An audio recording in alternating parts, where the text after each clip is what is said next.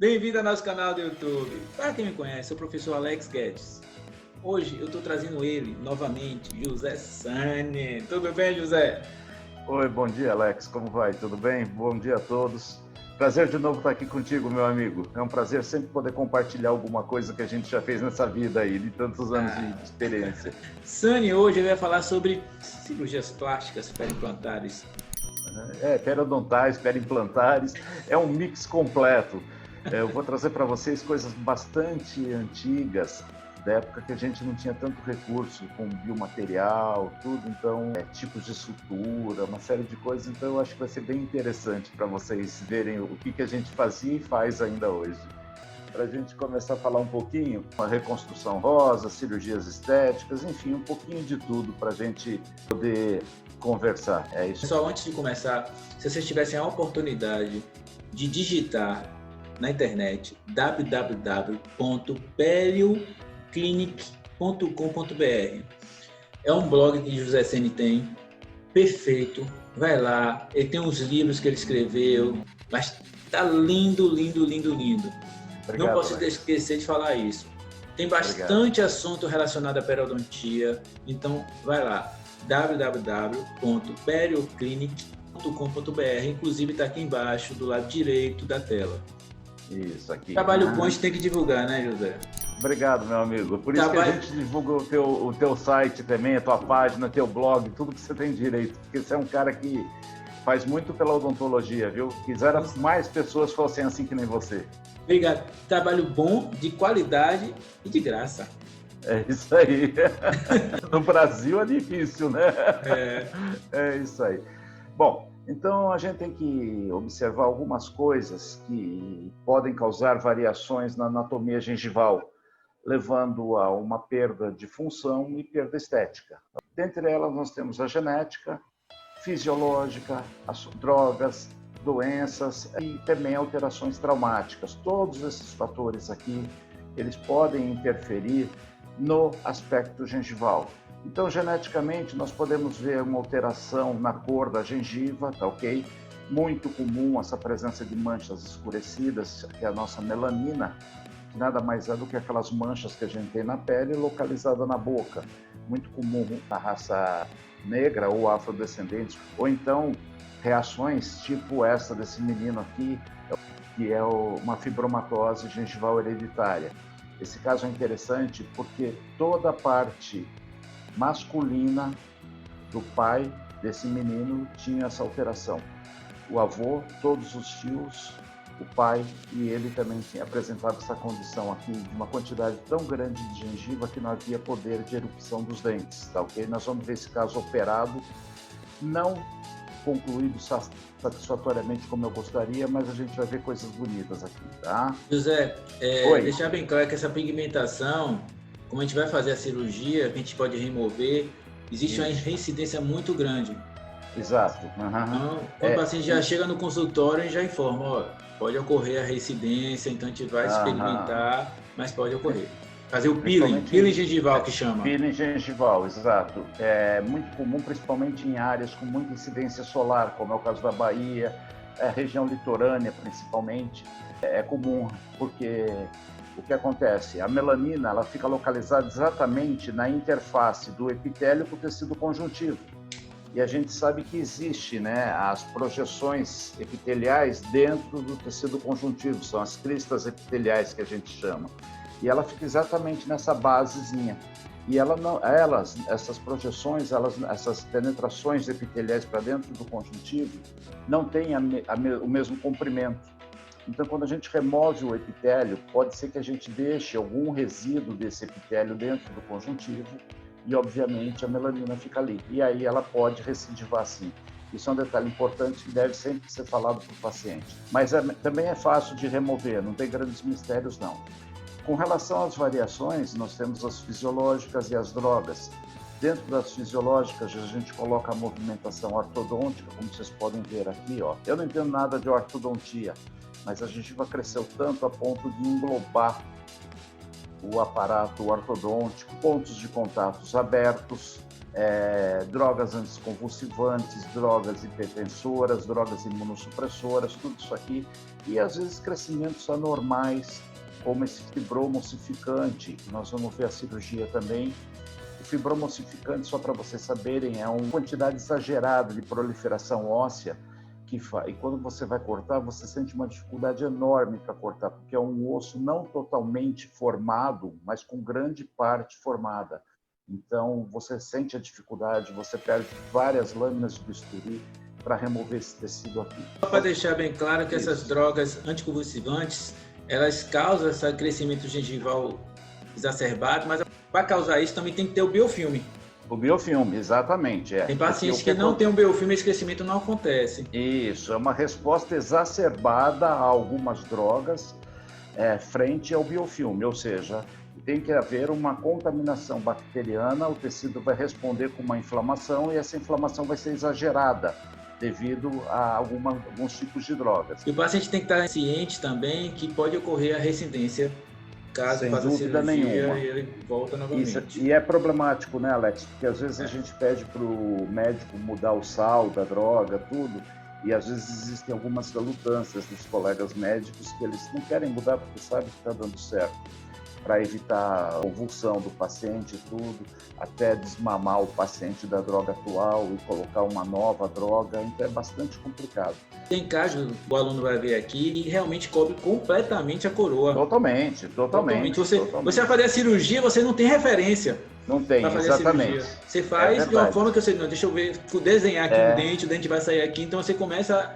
E às vezes você tem que fazer 1 ou 2 cirurgias para tentar expor completamente o dente. É exatamente isso mesmo.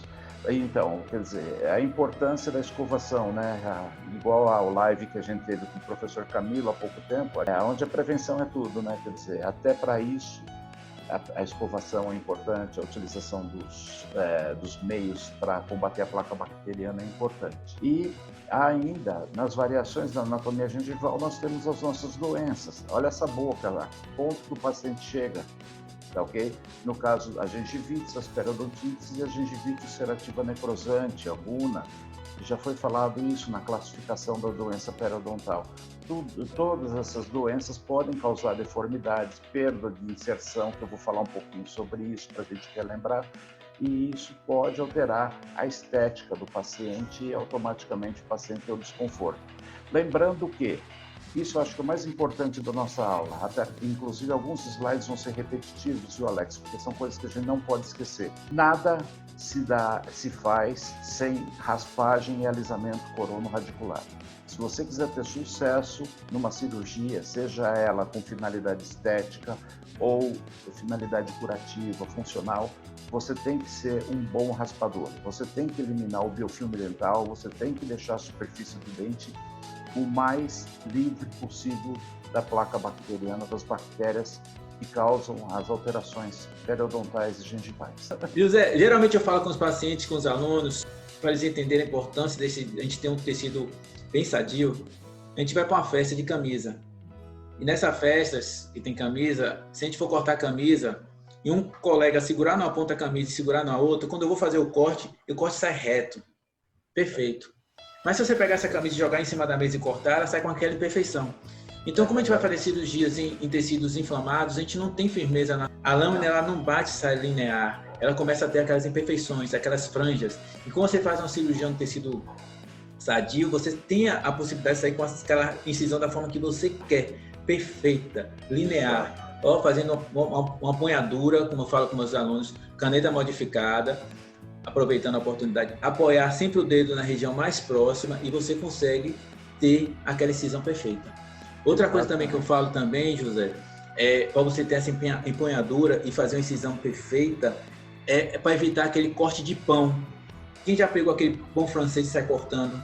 Então, você faz aquele corte e não sai uma linha perfeita. É por isso que é importante você também apoiar, caneta modificada e vir, parou, pega outro apoio e vai. E evitar aquele corte de pão francês. Isso. De preferência sempre mantendo um único plano de incisão, uma incisão única, até encontrar tecido duro, uma incisão bem firme, bem apoiada. Realmente é isso mesmo, para a gente ter sucesso. Inclusive, eu vou mostrar algumas coisas aonde a gente não pode incisar nos tecidos moles, eu vou mostrar para vocês também. José falou uma coisa bem interessante. Já tem alguns casos que infelizmente a gente não consegue. É aqueles casos que a pessoa teve uma fratura mais subgengival, que a gente vai fazer um aumento de coroa clínica. Então, esses casos, infelizmente, nós temos que fazer uma cirurgia.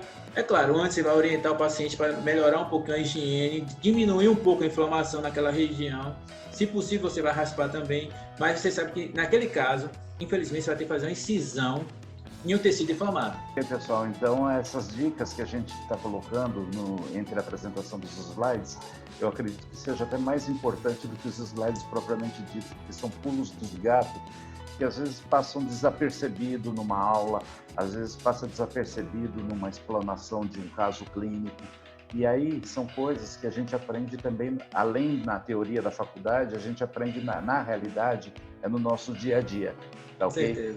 Então, por exemplo, não adianta querer fazer uma cirurgia estética se você não tiver instrumentos apropriados, se você não tiver instrumentos absolutamente bem afiados, se você não respeitar a esterilização, se você não respeitar a tensão que você vai dar na sutura para obter essa coaptação dos tecidos. Então, tudo isso são detalhes importantes que, graças a Deus, o Alex está aqui do meu lado, que ajuda a me lembrar também. Então, eu gostaria que vocês justamente prestassem bastante atenção nessas dicas entre os slides que nós estamos passando aqui para vocês. José, só abrindo parênteses aqui mais uma vez, em 2 momentos que a gente já está avançando um pouquinho para a parte cirúrgica, a gente tem que valorizar bastante, que pouca gente valoriza, que é o momento da incisão. Por quê? Periodontia, você vai ter que usar 1, 2, 3, 4 lâminas. É verdade. Por quê? Você fez aquela incisão, bateu em osso, é delicado, então às vezes você tem que pegar, você bota aquela lâmina, aquele bisturi lá em cima da mesa, coagulou ali, você perdeu o corte. Então você necessita, então o tecido talvez fibroso que já foi operado 2, 3, 4 vezes, você precisa ter uma delicadeza, de ir tranquilo. Então, e pegar, se possível, uma lâmina de qualidade. Faz uma diferença muito grande. Muito grande. Em outro momento também que a gente não valoriza muito, é a sutura. Você que está assistindo agora, que se gaba, só tem isso aqui de fio, eu vou dar aquele nozinho. Não. Porque a partir do momento que você... espírito. Então, a partir do momento que você está fazendo isso, você está soltando um ponto importante. É verdade. Então, tem que tomar muito cuidado em relação a isso. Em sutura, preste atenção, em sutura, eu posso pegar meu tecido na sutura, jogar ele para cá. Posso pegar meu tecido na sutura, jogar ele para cá. Posso pegar meu tecido, fazer um suspensório, pegar ele, cobrir a raiz. Eu posso pegar um colchão invertido e pegar esse tecido no aumento de coroa clínica e atochar ele todo para trás para expor o término, o final do término. É verdade. Então, são momentos que a gente tem que valorizar, que infelizmente muita gente, José, muita gente boa não valoriza. Quando a gente dá aula de sutura lá, os meninos ficam, meu Deus, para que isso tudo? Eu pego o fio e faço. Não, não é assim. É exatamente isso, E hoje em dia, né, só não faz uma sutura bem feita quem não quer, né? Porque com a qualidade dos fios atuais, nossa, a gente tem fios maravilhosos aí para a gente trabalhar, tudo. E vai ter uma aulinha dentro dessa aula falando exatamente sobre sutura, mostrando as suturas, como são feitas, tudo, falando direitinho como faz as suturas e tudo mais. Ok, pessoal? Então é isso, sabe? Eu costumo dizer que a periodontia é a sintonia fina da cirurgia. É o detalhe, justamente rica em detalhes. Detalhes como precisão e bom acabamento. Então isso é fundamental para uma cirurgia se realizar de forma satisfatória, né? Então é isso importante mesmo. Tem que se prestar atenção, tem que se valorizar cada passo desde do início. Por exemplo, uma anestesia.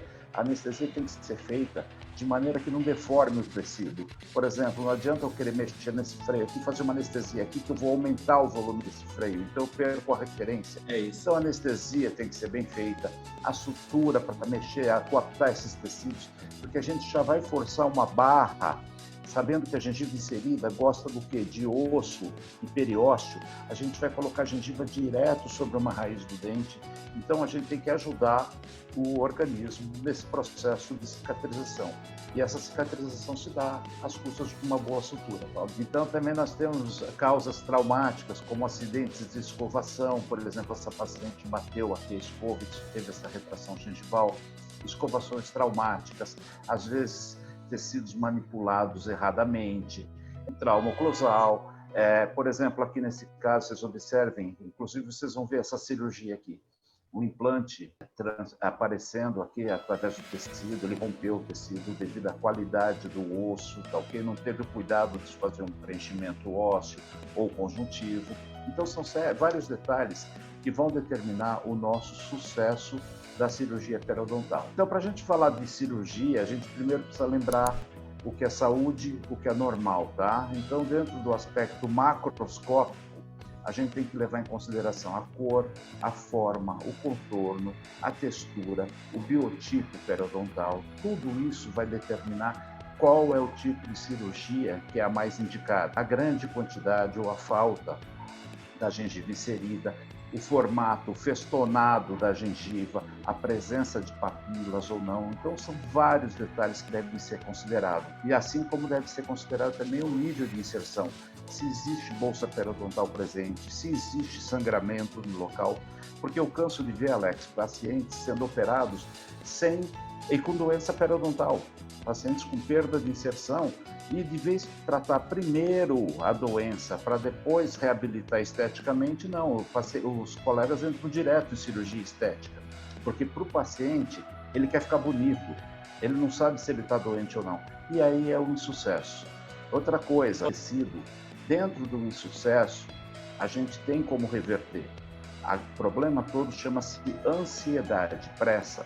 Eu já cansei de ver casos e já fiz também cirurgias que não deram certo. Daí na semana seguinte, não, vamos reoperar. É o maior erro que tem.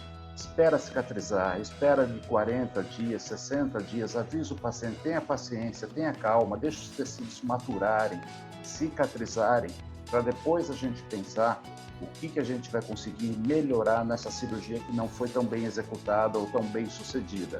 O tempo que eu gosto de falar para o paciente, com meus alunos, que é um tempo de 3 meses. Tem uma margem de segurança bem legal. Depois desses 3 meses, você avalia e vê a necessidade ou não, porque é o tempo que o tecido está se acomodando. Teve um caso de uma colega que chegou para mim, que ela fez a frenectomia, 30 dias depois fez outra, 60 dias depois da última, também fez. E cada vez pior, né? Cada vez pior. Estrago. É verdade. Ela, bora mexer, calma. Vamos esperar 3 meses. Esperamos 3 meses e o tecido se acomodou. Calma, vamos esperar mais 2 meses. O tecido se acomodou mais ainda e acabamos evitando uma nova cirurgia. É verdade. Porque a gente sabe, né, que o processo de cicatrização, para ele se completar, ele precisa de, no mínimo, 21 dias. Então, 21 dias a 60 dias é uma margem de segurança relativa e de 60 dias para mais uma margem de segurança confiável, entendeu? Então, como já não teve sucesso numa cirurgia, a gente não pode tentar o relativo. A gente tem que trabalhar em cima de confiável e é assim que tem que ser. Então, muito cuidado com cirurgias, porque a cirurgia não tem mistério. Se você tiver um bom conhecimento anatômico, se você conhecer bem a saúde do paciente, se você interpretar o tecido do paciente, saber se ele tem bastante quantidade de colágeno, se ele é um tecido mais elástico, se você souber trabalhar com isso, além de ter um bom instrumental, você vai ter resultados. A grande verdade é essa, a gengiva não é um tecido difícil de trabalhar, mas requer uma série de cuidados, porque muitas vezes a execução da técnica, por mais perfeita que seja, ela está fadada a insucesso devido a uma falta de uma raspagem bem feita, a falta de uma incisão bem feita ou a falta de uma sutura bem realizada. É muito importante mesmo a gente falar. Então, voltando ao assunto, lembrar que não existe secreção, observem o aspecto gengival, olha que judiação os dentes e olha a qualidade dessa gengiva, né? Para a gente ver como tem bactérias especializadas em tecidos duros e tem bactérias especializadas em tecidos moles. Tudo isso tem que ser levado em conta. Essa aqui é uma gengiva que você pode fazer o que você quiser com ela, que ela vai ficar olhando para você, tá? Eu já vou mostrar, inclusive, daqui a pouquinho, as variações de gengiva do biotipo gengival, tá? Lembrando que no dente e no implante as respostas teciduais são as mesmas, porém no implante nós não temos o ligamento periodontal. tá ok? Então é muito cuidado, porque o ligamento periodontal é um santo fornecedor de células regenerativas e reparatórias, assim como também fornece células que destroem, tá ok? Mas se a gente analisar, a aderência epitelial é a mesma, a formação do epitélio do sulco é a mesma. A única coisa que nos falta é o cemento radicular e o ligamento periodontal. Então, a conduta nas cirurgias de implante e gengivais são praticamente as mesmas, tá ok? Pequenos cuidados a mais a gente tem que ter com relação ao implante, mas de uma forma geral, a resposta é boa da mesma maneira. Pessoal, acrescentando aqui um fato importantíssimo. Eu queria que vocês analisassem essa imagem aqui com carinho. Vamos lá. Tem dois tecidos aí que tem um que não tem outro. Ligamento periodontal e cemento. Alex está falando besteira. Para que isso? É detalhezinho. Gente, não é detalhe. Não é. Olha só. Pessoal, tem os ligamentos periodontais. Exato, aqui, ó. O que isso quer dizer, Alex? Bem, primeira coisa. Aqui passa várias artérias e veias nessa região. Importantíssimo para o quê? Irrigação. Duas coisas que eu vou falar aqui. Quando a gente perde o dente, a gente perde o quê? Os ligamentos periodontais. Então, o osso vestibular na região anterior, quer dizer, na mandíbula, na vestibular, esse osso é menos espesso e aqui fica mais espesso, a vestibular. Na maxila, ela é mesmo tamanho, a mesma espessura em toda a extremidade, na região anterior e posterior. Mas esse osso é mais cortical. Então, o que acontece? Quando você faz a exodontia, esse osso, a reabsorção é muito grande. Ele perde muito em espessura e altura. Esse osso, ele reabsorve mais rápido do que a palatina. Exato. Então, vocês têm que tomar muito cuidado em relação a isso. Outra coisa também que é importante, a doença periodontal, ela é mais rápida em implante do que em dente. Sem dúvida. Por que, Alex? Ligamento periodontal. Exato. Em dente, minhas células de defesa chegam mais rápido nessa região. Em implante, não. Então, por isso que eu toda hora estou falando, dizendo vários vídeos aqui, estou falando, importante é a manutenção dos implantes colocados. Manutenção dos implantes colocados. Mais uma vez, manutenção dos implantes colocados. Porque a perda óssea é muito grande, é progressiva. E como você vai ver, em 2 anos essa perda óssea já foi implante. Em dente não, ela tem esse processo de incidência, volta, recidência e volta. Por causa dos ligamentos periodontais, as células de defesa chegam muito mais rápido para combater essa bactéria. Então, pessoal, pare e analise a imagem aqui, ligamento periodontal. É exatamente isso. Sem contar que nós temos no ligamento periodontal as células progenitoras, que a gente chama, né? Que são células mesenquimais indiferenciadas. E então, além da irrigação sanguínea, o organismo vai produzir as células de acordo com a função, da necessidade da função. Então, ele pode promover uma nova célula de cemento, uma nova célula de osso e até uma nova célula de ligamento periodontal, coisa que não existe no implante. Só para falar aqui, porque às vezes o menino está na faculdade, entrando na faculdade agora, José, ele não tem a certa noção. É uma célula que não tem... É indiferenciada. Indiferenciada, daqui a pouco ela... vamos formar aqui um osteoblastos, aí vai lá para formar osso. Um cementoblasto para formar cemento. Então, ela consegue se diferenciar em outras células para chegar e resolver o problema que ela quer. Então, como o Alex falou, exatamente isso. Devido à falta de irrigação, aonde chegam as nossas células de defesa, o processo inflamatório no implante sempre é mais invasivo e maior quantidade de perda de tecido ósseo é observado do que numa região onde existe o dente e o ligamento periodontal. Isso realmente é muito importante. Nossa mucosa oral ela é dividida em mucosa mastigatória, mucosa de revestimento e a nossa mucosa especializada, que seria a língua. Isso aqui, para vocês verem em aumento, isso aqui é uma papila gustativa. Num aspecto macroscópico, a gente tem que olhar a gengiva marginal, a gengiva inserida, a linha muco-gengival, que divide a mucosa mastigatória da mucosa de revestimento. Tudo isso vão se determinar os aspectos que levaram, por exemplo, esse dente a ter uma retração, ou então o porquê que essa gengiva está modificada nas papilas, enfim, todas as variações possíveis têm que ser observadas. Lembrando que, assim como em dentes, o tecido se comporta da mesma forma no implante. mesmo na ausência do ligamento periodontal. E se houver saúde, você tem exatamente os mesmos tecidos, onde você tem uma gengiva marginal livre, tanto no dente quanto no implante. Você tem a gengiva papilar ou interdentária, tá ok? Que é o que a gente mais sonha na periodontia e na implantodontia. E nós temos ainda a nossa gengiva inserida ou aderida, como vocês queiram chamar. Então é igual, tanto no implante quanto na gengiva com dente. E por isso que as técnicas cirúrgicas são semelhantes, tanto em dente quanto no implante, ok? Vendo, lembrando qual é o tipo de gengiva presente, eu costumo perguntar, Alex, eu sempre brinco com esse slide aqui, com essa foto, eu chego para meus alunos e falo, desses 3 pacientes, esse que nasceu praticamente só gengiva inserida, se ele demorasse mais um mês para nascer, ele era uma gengiva inserida por inteiro.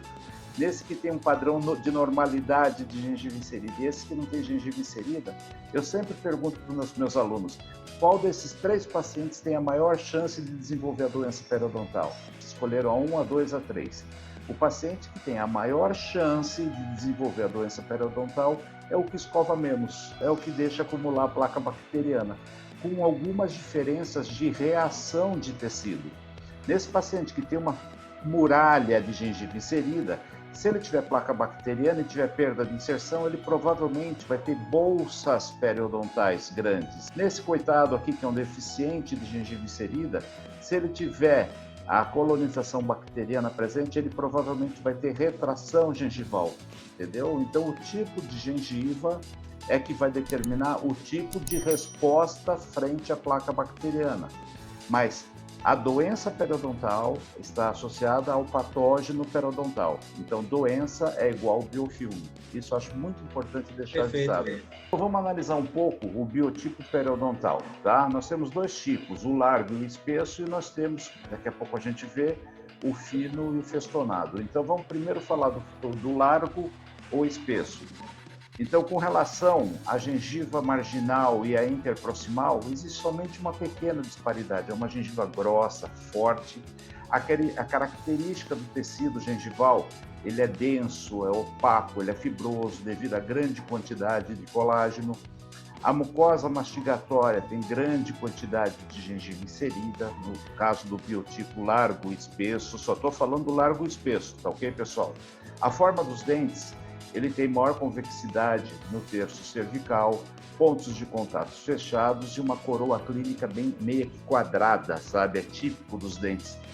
Com respostas como respostas às agressões, como por exemplo um trauma de escovação, normalmente a gente tem a presença de hipertrofia gengival, porque ele tem muitas células colágenas, e o prognóstico e a previsibilidade do tratamento, a gente encontra condições favoráveis. Então, quando a gente encontra o biotipo largo, espesso, você fala, opa, essa gengiva é boazinha de trabalhar, ela não é muito reativa. E quando ela reage positivamente, diferente do biotipo fino e festonado, aquele delgado, aonde a gente observa que a posição da gengiva marginal e interproximal existe uma disparidade muito grande, tá ok?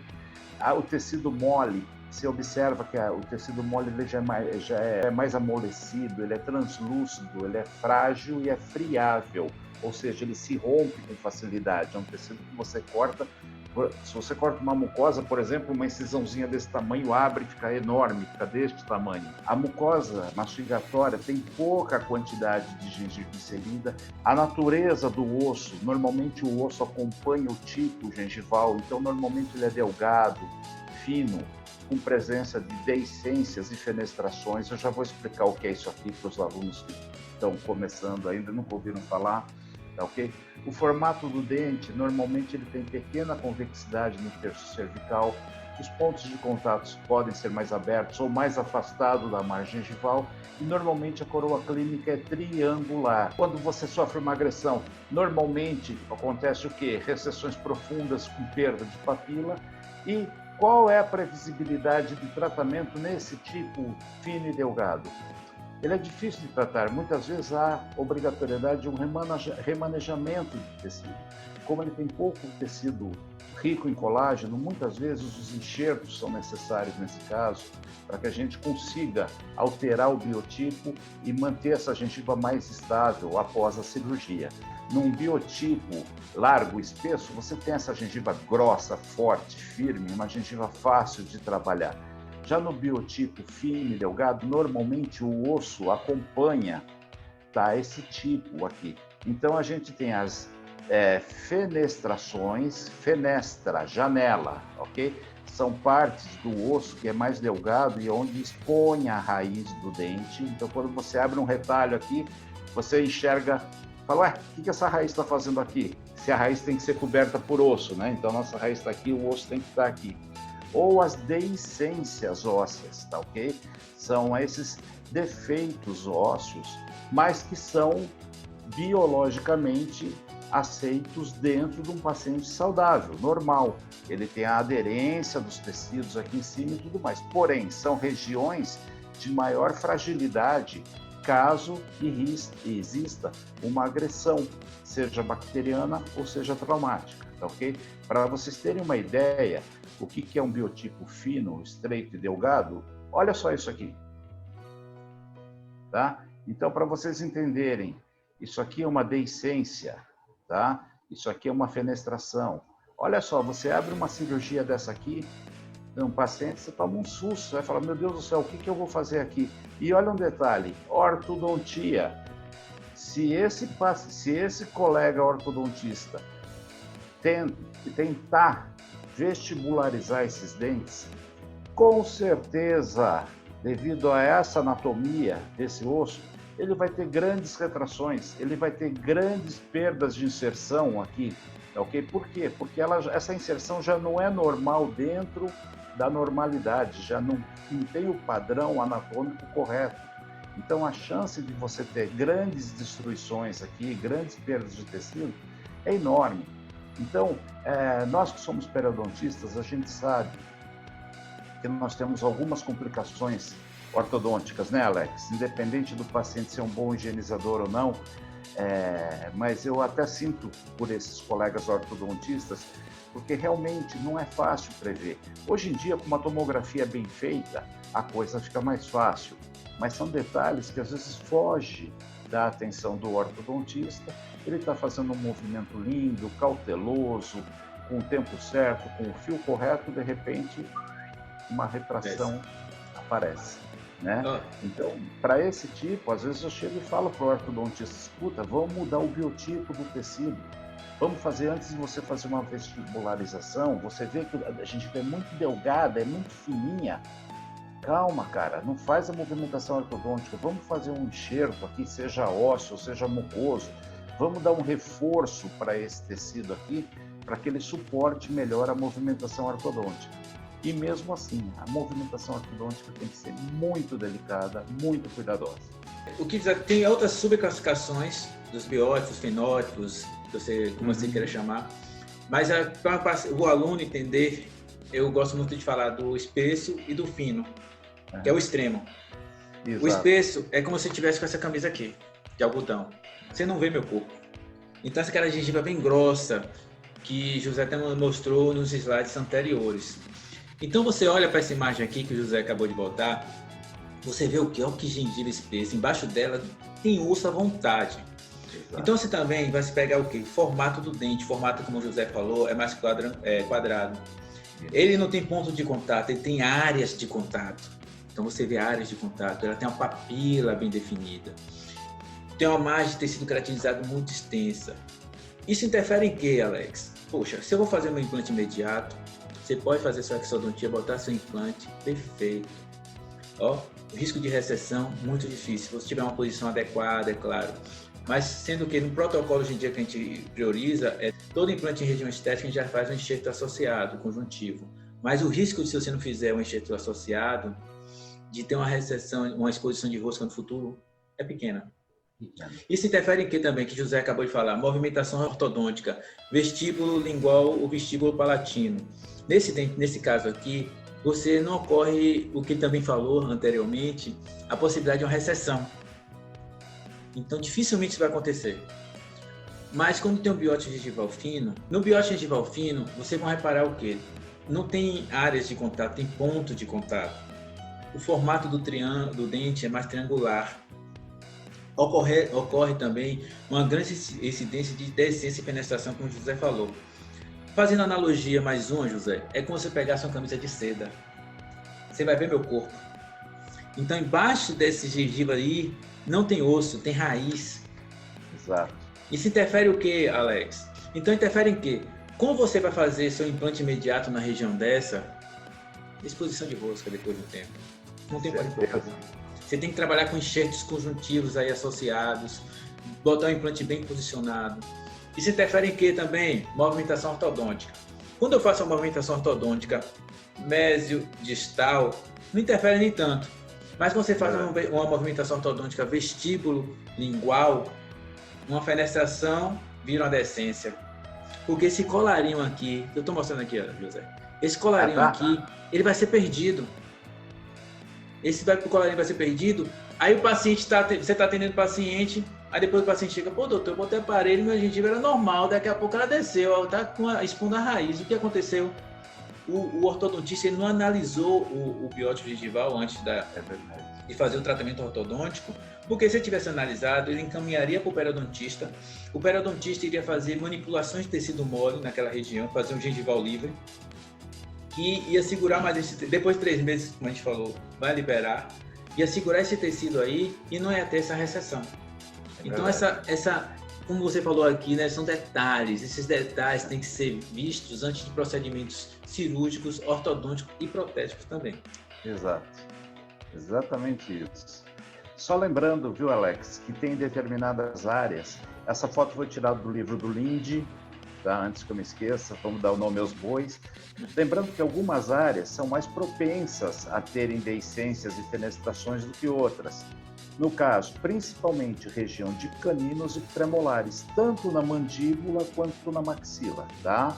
Existe sim essa possibilidade devido ao volume da raiz ser muito ampla. Então, essas regiões premolares e caninos são regiões onde, nessas áreas especialmente, tem que ter muito cuidado quando a gente for manipular. Depois eu vou falar de deslocamento lateral do retalho para vocês, que essa aqui são áreas contraindicadas como áreas doadoras, tá ok? Vocês vão ver alguns casos que eu vou mostrar para vocês. Então, lembrando que, independente do biotipo, região de canino e pré-molar sempre fica ligado um sinalzinho de alerta. Região onde você pode ter uma fenestração, onde você pode ter uma deiscência, e depois que aquilo é exposto, já fica um pouco mais difícil de você recolocar o tecido exatamente no mesmo local, porque você rompeu aquela aderência inicial e muitas vezes você não consegue depois, esteticamente, manter esse mesmo resultado. Só completando, como eu tinha falado anteriormente, a espessura na vestibular, na mandíbula, ela é bem menor na região anterior. Quando você vai para a posterior, você vê que ele já tende a aumentar também. E também a questão também da espessura óssea na maxila, ela é por igual em quase todos aqui, extremidade, de molar a molar. É claro, o José falou essa questão aí, é devido também a diâmetro do canino e a diâmetro da raiz, também a posição, às vezes, do canino, que ele está um pouquinho mais vestibularizado, isso interfere um pouco na questão da espessura óssea por vestibular. É verdade, exatamente isso. Vocês verem que já nas tomografias a gente consegue já uma previsão melhor. Aqui a gente enxerga que tem osso, aqui a gente já enxerga que não tem osso, tá ok? E às vezes, em casos, olha aqui, ó, naturais, olha só, sem osso nenhum na vestibular, ok? Então, esses detalhes têm que ter muito cuidado para o tipo de cirurgia que vai ser feito, e os colegas clínicos que vão fazer uma extração, ou vão colocar um implante, ou fazer um movimento ortodôntico, têm que estar atentos, porque senão a gente tem chance, sim, de ter perdas de tecido importantes aí, os resultados. Tá aqui, ó, o que o Alex acabou de falar. Aqui, ó, não tinha osso, foi planejado o implante, aqui, ó, não foi nem posterior, já na cirurgia já teve a fenestração óssea aqui, ó, ok? Vai deixar assim? Opa, volta. Ah, meu Deus, espera aí. volta, tá ok? Não, não pode deixar assim. Aqui, com certeza, é uma chance de insucesso. A chance de se perder esse restante de osso, esse remanescente ósseo aqui, é muito grande. Então, tem que ser pensado o tipo de tecido que vai ser usado aqui, é tecido ósseo, é tecido conjuntivo, enfim. Como eu falei, a perda óssea vestibular já é sabido que vai ocorrer. Já é sabido que vai ocorrer. É um estudo que tem Maurício Araújo. De repente, um planejamento de tentar colocar mais para a palatina um pouquinho esse implante. Ou implante de diâmetro reduzido também, a gente poderia pensar. Quer dizer... E caso aconteça isso, a gente vai colocar nessa fenestração aí biomaterial, membrana e fechar. Exato. Porque esse osso que está logo aqui no cervical do implante vai ser perdido com o tempo. Com certeza. Aqui não resta a menor dúvida. Olha para você ver, Alex, que loucura que é uma interpretação de imagem no próximo slide. Você vai ver que aqui no canto, do lado esquerdo, vai começar um filminho. E tem uma radiografia panorâmica que eu gostaria que todo mundo que está assistindo essa palestra ou vai assistir, observe. Nós extraímos um pré-molar que tinha uma lesãozinha no ápice para colocar um implante, tá? Na época que a gente acreditava muito somente na radiografia panorâmica, acredite se quiser, Alex, a gente já chegou a fazer isso, tá? Mas olha que loucura o que é não ter disponível na nossa mão ferramentas para um bom trabalho. Olha que roubada que a gente ia entrar, tá? Aqui está a raizinha que a gente ia tirar e aqui, tá? Extraiu, olha o que aconteceu. Observa aqui, ó. Olha lá. Enxergou, Alex? Eu enxerguei. É muito comum em dente que já tem constantes lesões endodônticas. Isso, endodôntica. A hora que a gente abriu o retalho, olha a espessura desse osso. Olha a lesão aqui. Tá ok? Quer dizer, total chance de insucesso. Tá ok? Ou seja, se você não tiver o cuidado de manipular esse tecido já na incisão da extração, na incisão para colocar o implante, repara que olha que incisão bonitinha, bem feita, você não vê farpa, não vê resíduo, você não vê várias incisões em cima da mesma área, tá ok? E olha o aspecto gengival. Uma gengiva parecia forte, né? Uma gengiva saudável e tudo mais. Então, patologias pré-existentes também podem determinar o insucesso de alguns tipos de cirurgia. Tá? O que acontece? Esse caso aqui é bom sempre, como eu falei, manipular tecido mole associado previamente ou associado à cirurgia de implante.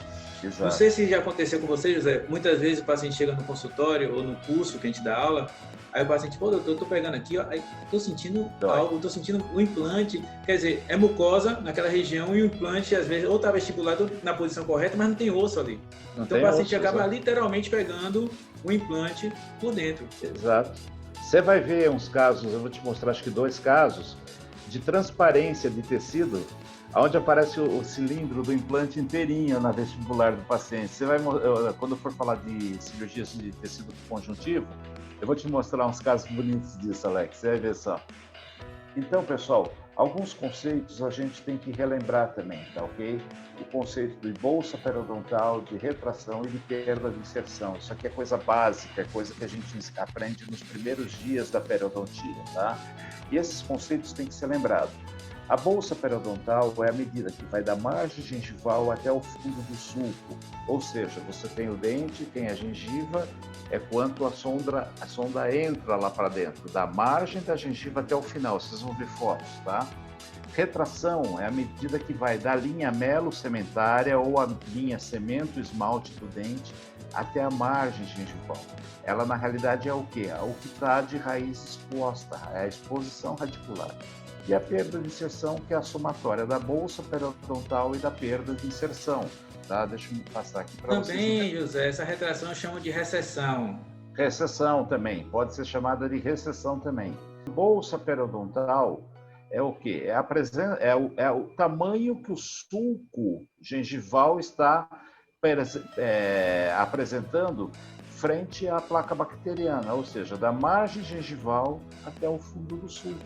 Já a retração é tudo que a gente enxerga de raiz, é a medida que vai da linha melo-sementária ou linha semento-esmalte até a margem gengival, tá ok? Ó, da linha semento-esmalte até a margem gengival. Isso aqui é chamado de recessão ou retração. E a perda de inserção é a soma da recessão mais a bolsa periodontal, ou seja, é a medida que vai da linha semento-esmalte ou a melo-sementária até o fundo do sulco, tá ok? Tudo isso aqui, vocês vão falar, poxa, mas por que o Sami está falando isso? Porque isso determina o tipo de cirurgia que a gente vai fazer também. Isso tudo tem que ser levado em consideração. Lembrando ainda, no diagnóstico dente a dente, são conceitos que eu tenho que passar para vocês. A gente pode ter casos de gengivite, periodontite leve, periodontite grave e periodontite complicada, dente a dente, ou seja, depois que a gente detectou qual é a situação dental individual na boca do paciente, o estado mais grave é o que vai determinar o nosso diagnóstico específico do paciente, tá ok? Então, no caso, a gengivite, não ocorre a perda de inserção, pode haver alteração na cor e no volume, devido à presença da placa bacteriana, e pode haver sangramento ou não, espontâneo ou a sondagem. Varia do momento em que o paciente se encontra, da forma que ele escovou o dente naquele dia, pode diminuir o sangramento até parar e depois pode retornar, tá? Na periodontite leve, a profundidade de sulco e perda de inserção horizontal não é superior a 1/3 do comprimento da raiz. Lembrando que essa aqui é a classificação ainda antiga da periodontia, mas eu acho que é a melhor que tem para a gente poder explicar. Se vocês quiserem saber a nova, já teve a nossa palestra, já está disponibilizada pelo professor Alex, tá? Presença de placa visível e pode apresentar sangramento ou sondagem. Na periodontite leve, você observa nesse corte histológico a altura óssea normal desse lado, tá? E a perda óssea pequena, tá ok? Não atingindo o terço médio, somente o terço inicial da raiz, tá? Mostrando o nível ósseo normal e a periodontite leve, ok? Ou seja, ainda existe uma grande quantidade de inserção na raiz do dente. Na grave, que no diagnóstico específico passa a se chamar moderada, é semelhante à leve, porém a perda óssea é maior, excede 1/3 da raiz, podendo inclusive atingir o terço médio. O dente já pode apresentar mobilidade, dependendo do dente, se é um dente de raiz curta, por exemplo, os incisores, e o sangramento pode ser a sondagem, pode ser espontâneo. Então, nesse corte histológico aqui, a gente já observa, olha aqui, uma quantidade de placa bacteriana, biofilme presente, e está aqui, olha, o osso no terço médio da raiz, tá ok? E aqui, no caso, a nossa periodontite grave. Lembrando que na periodontite grave, a gente pode ter reabsorções verticais também, tá ok? Perdas ósseas verticais. E no caso da periodontite complicada, é quando a perda de inserção é maior do que 2/3 da raiz. A gente tem defeito ósseo angular frequentemente, mobilidade 2 e 3, envolvimento de fúrcula grau 2 e grau 3, sangramento espontâneo, placa visível, cálculo, ou seja, tudo é um agravamento, uma bola de neve que vai piorando a situação. Isso é uma classificação antiga que o José está mostrando didaticamente, para você ter uma visão melhor, para poder... Nós temos um link aqui, vou deixar aqui embaixo o link do nova classificação da doença periodontal, que a gente já fez, nós fizemos juntos, descomplicando toda a nova classificação, mas isso aqui é para forma didática, para você começar a enxergar e entender como é que é. Exatamente. Então, nesse corte histológico, a gente enxerga já uma periodontite complicada, onde a raiz do dente está totalmente sem inserção. Olha o nosso osso onde está, ó. Aqui um defeito angulado e aqui um defeito horizontal. Observem a raiz do dente totalmente tomada por cálculo, placa bacteriana, tá ok? A gente enxerga, inclusive, isso é interessante, a invasão da placa bacteriana dentro do cemento e da dentina, tá ok? Então, aqui no caso, seria a nossa periodontite complicada. No caso, uma bolsa, um defeito angulado e um defeito reto, horizontal. Então, essa parte básica tem que ficar guardada na cabeça de vocês. E agora a gente vai falar sobre os princípios gerais da cirurgia periodontal, tá? Com relação As cirurgias periodontais, a gente tem 3 itens que a gente tem que levar em conta: o profissional, o instrumental e o paciente. O tipo de paciente, idade do paciente, tá? Com relação ao profissional, o profissional que não conhece a asepsia, que não tem conhecimento anatômico, histológico, fisiológico da área a ser operada e que não tem o domínio das técnicas cirúrgicas, por favor, não se metam a besta. Não façam, indiquem, tá? Porque a gente sabe que tem muita gente curiosa pondo a mão, achando que sabe fazer e falha em alguns detalhes que não podem acontecer. Tá bom, gente? Então, com relação ao profissional, vamos conhecer, vamos ter instrumentos apropriados, vamos respeitar a asepsia para a gente poder ter bons trabalhos. E não tem exatamente isso aqui, ó. Alguém tem ideia do que é isso aqui? Você sabe o que é isso aqui, Alex? Não. Não? Carcinoma? Não, isso aqui é uma necrose por anestésico injetado com muita força e pressão. Deu uma isquemia tão grande na região que necrosou tudo aqui, tá? Isso aqui aconteceu num curso meu, viu, Alex? Tá? Eu não tenho vergonha de falar, não fui eu quem fez, foi meu aluno, a responsabilidade é minha, tá ok?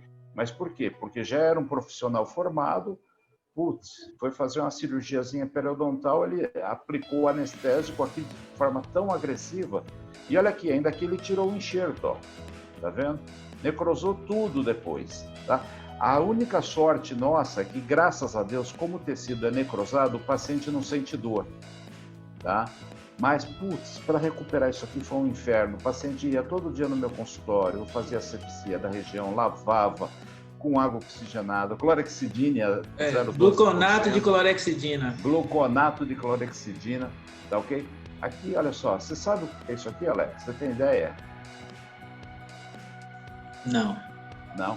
Isso aqui, meu amigo, anestesia com agulha, com ponta romba. Ponta que o colega, quando tirou, desenvelopou a agulha, não percebeu que a ponta da agulha estava com defeito, romba. Olha a lesão que causou no paciente. Então, isso aqui, pessoal, é uma lesão causada por um defeito de fabricação da agulha. Então, o bom profissional tem que ter o domínio completo de tudo. São detalhes pequenos que têm que ser observados. Tem que observar o tipo de qualidade do material, a técnica utilizada para não ter esses desconfortos ao paciente, tá ok? Com relação à utilização do instrumental, cuidado quando for dividir um tecido, quando for fazer uma incisão, para não causar rupturas indesejáveis de tecido. Perdão.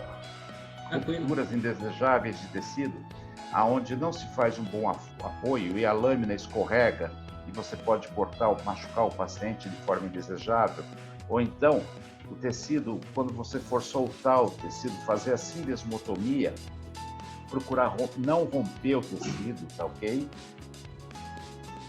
Mesma coisa com sindesmótomos, quando for soltar os tecidos, não romper. Quando for fazer a sutura, não fazer a sutura muito próximo da margem incisada. Deixa 2 a 3 milímetros de segurança da margem. 2 a 3 milímetros. Você sabe que costuma até deixar mais, viu, Alex? Você sabe que eu sou meio chato com isso, eu sou meio medroso, sabe? Também olhar também a questão da agulha, o triângulo invertido, que ele entra melhor. Na capinha da agulha tem todas as informações, você tem que analisar, saber o que está comprando. Exatamente. A espessura do fio, porque um fio muito fino, ele é muito bom, mas ele, em compensação, ele faz uma pressão muito grande no tecido, então a chance de romper esse tecido é grande. Então o paciente, o colega, de acordo com a espessura do fio, ele tem que saber a pressão de tracionamento, a força de tracionamento, para repor esse tecido em posição. Muito cuidado também durante a sindesmotomia, não romper tecido ósseo e lembrar que a mão auxiliar, ela é maravilhosa, mas ela também tem que ser treinada, tá ok? Às vezes você vai afastar um tecido e segurar um tecido, com cuidado para não colocar pressão demais na espátula e não causar essas lesões desnecessárias, vasoconstrição por pressão aqui na região. Diga, Alex. Também trabalhar com 4 mãos.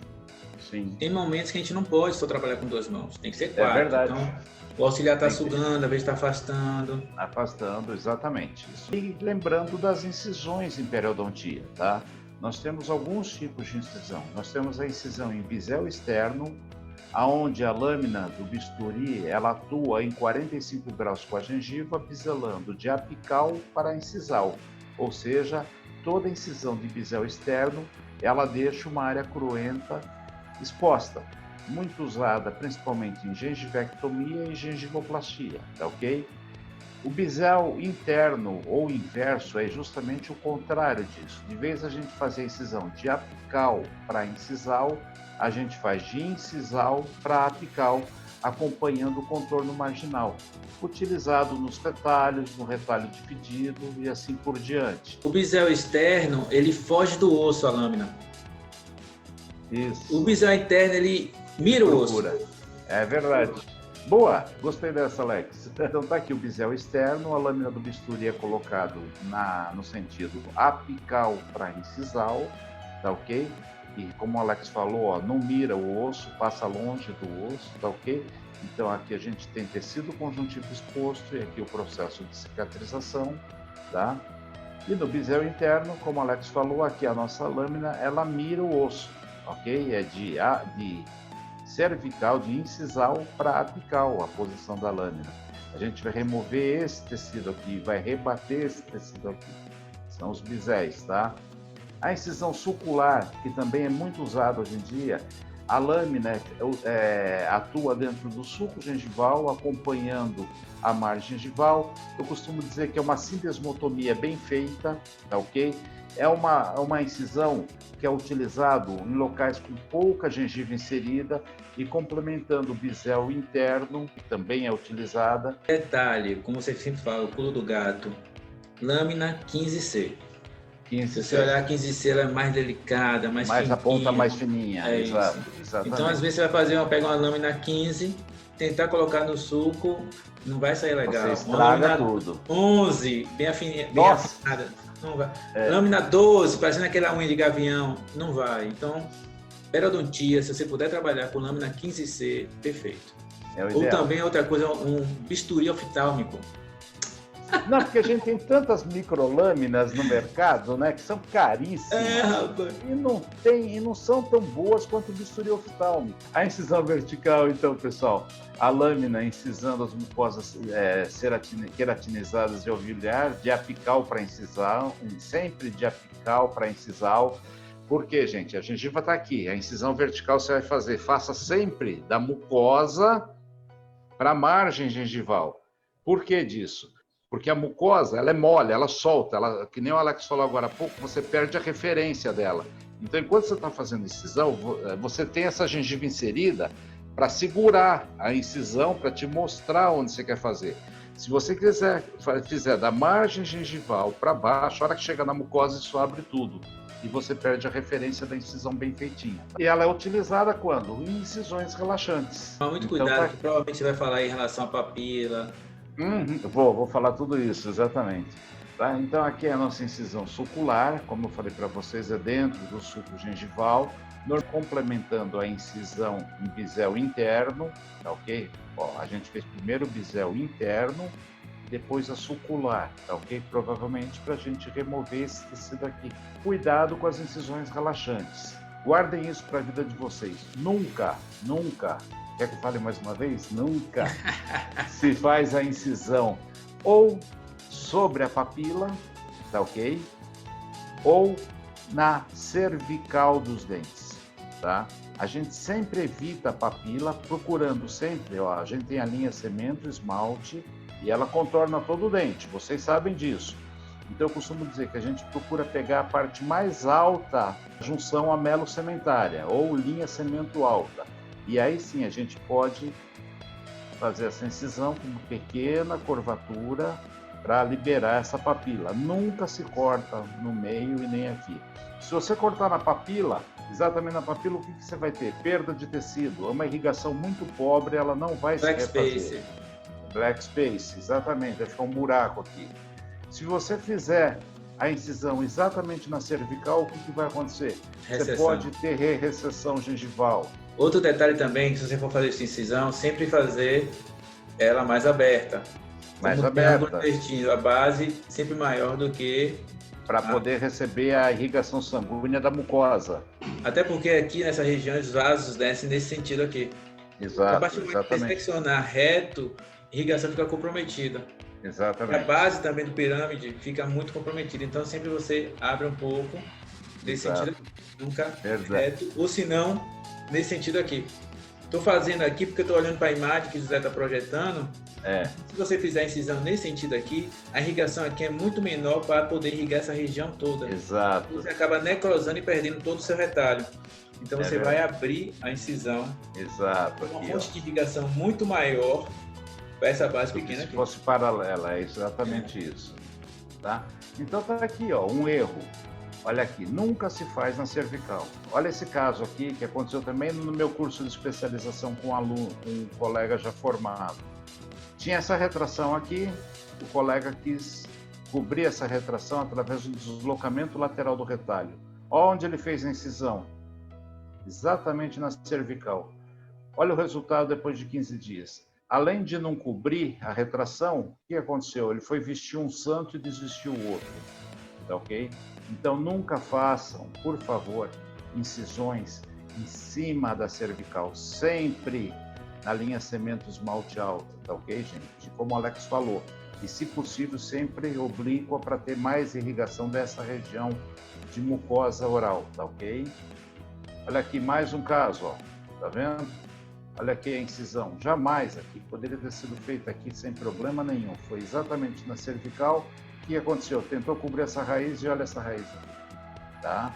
Então nunca façam isso. Agora é importante também, quando você vai fazer esse tipo de incisões, olhar sempre se tem freios ou bridas próximas, que acaba às vezes tracionando o tecido. O retalho.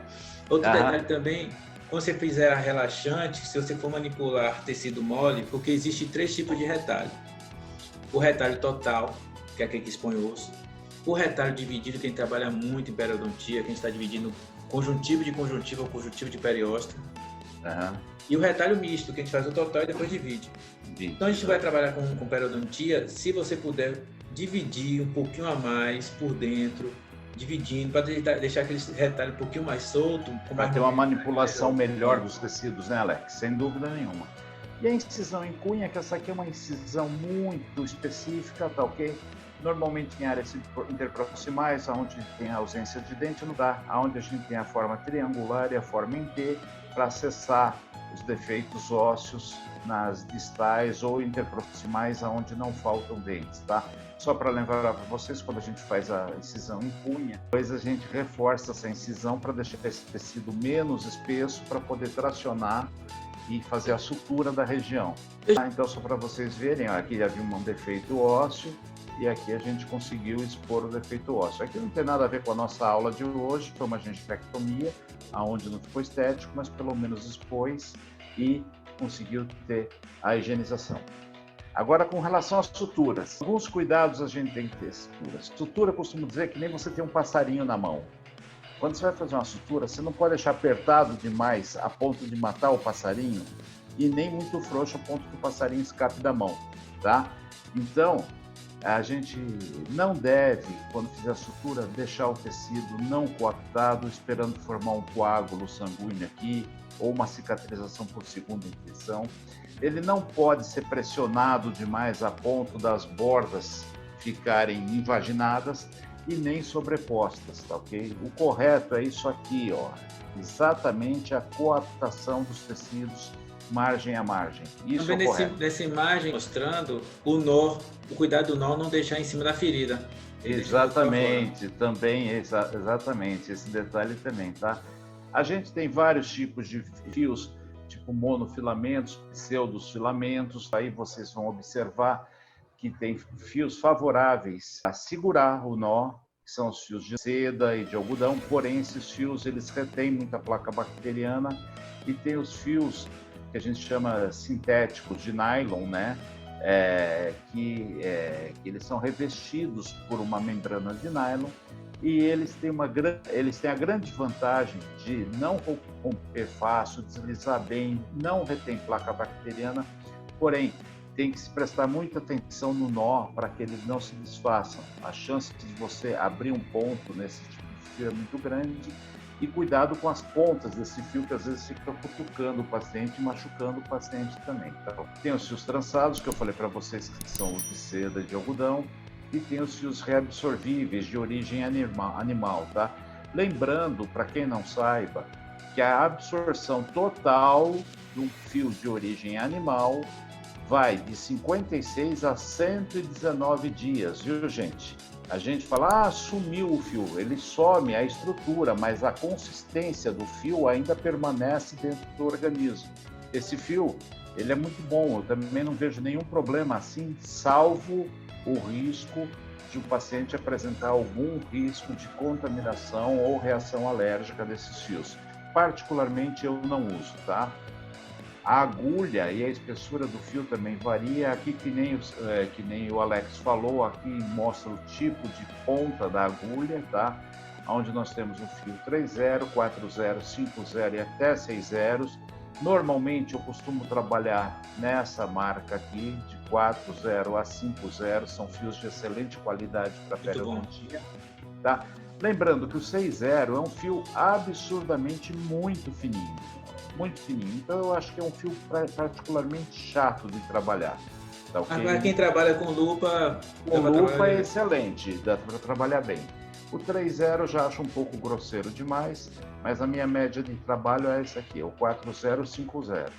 Uma coisa importante, José, que eu gosto muito de falar com meus alunos, é tirar a memória do fio. Sim. Como é que a gente tira a memória do fio? A gente abre, quando você abre o fio, ele está todo preso. Aí você pega aquela capinha branca, segura e fica passando. E passa. Você passa 2, 3 vezes e já fica um pouquinho mais linear. Mais fácil de você trabalhar. Tem cuidados na cirurgia, né? Por exemplo, você pode usar um fio 4,0 para fazer as uniões principais. Como o Alex falou, lembrem que a sutura não fica em cima da ferida. Observa aqui o detalhe. Ó. E depois vocês podem fazer os fios que a gente chama de secundários, como por exemplo um 5,0, para terminar a sutura, tá ok?